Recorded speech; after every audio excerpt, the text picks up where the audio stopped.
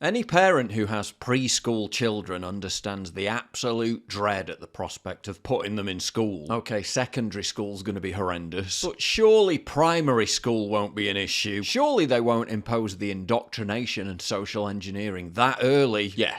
Yes, they will. A primary school on the outskirts of London sent a letter to a parent that's going viral on X, notifying them of a racist incident that took place during school. Wow, sounds awful. Must have been really bad, right? We learn from the letter that the supposedly racist incident occurred during the introduction of our assembly on Ramadan, where the primary school-aged child said, "Why do we have to do that? I'm not doing that. You can't make me. I'm not singing that." So because the kid refused to participate in an Islamic religious practice during school, presumably because he's not Muslim, the school branded the child a racist, added the incident to his child behaviour record as a racist incident, and threatened sanctions if further such incidents occur. The school says it has no tolerance for any form of racism. Yeah. It goes without saying because it's blindingly obvious, but I'm gonna say it anyway. That's not racist, you utter fucking wet wipes. Refusing to take part in a religious ceremony because you don't share the beliefs of that religion has nothing whatsoever to do with race. Same kid was pointing and laughing at other kids who were singing, which upset them as a result, based, "Oh no, better force him to watch Adolescence or something because that's truly beyond the pale." The child, who could be as young as 4 years old, no older than 11, was swiftly punished for exercising basic critical thinking skills. This is a school, we can't have that. Meanwhile, in Wales... First Minister, on Friday I was with the Ethnic Youth Support Team in Swansea, and they were saying that they would like to have much more support going into schools and education venues in regards to trying to get communities to work together.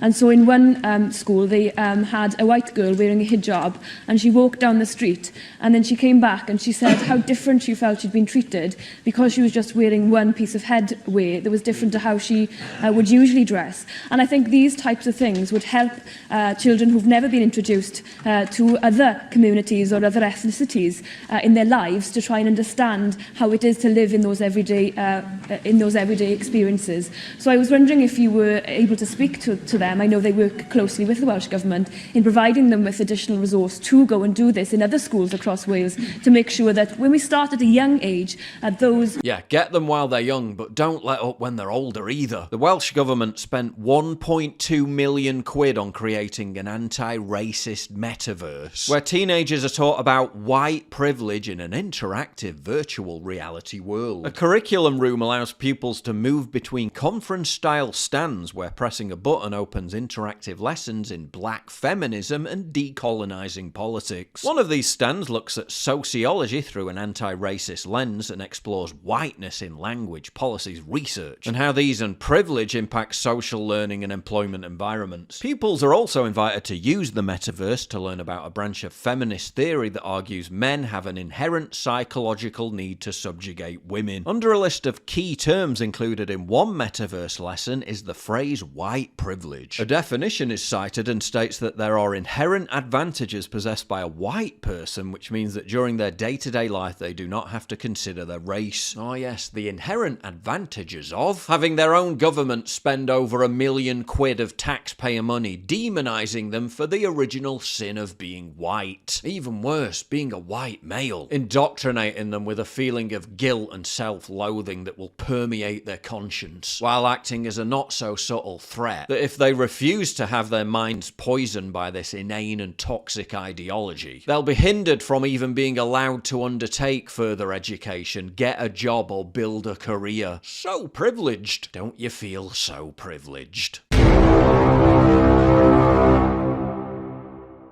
If you value what I do and you want to help support me, please visit pauljosephwatson.locals.com and either pledge a one-time donation or subscribe to join my community, get early access videos, and message me directly. And exclusive live streams coming soon too. Promise. Check out the Locals link down in the description. And don't forget to take a look at the brand new website modernity.news. That's where you'll find all my content, including exclusive articles. That's modernity.news.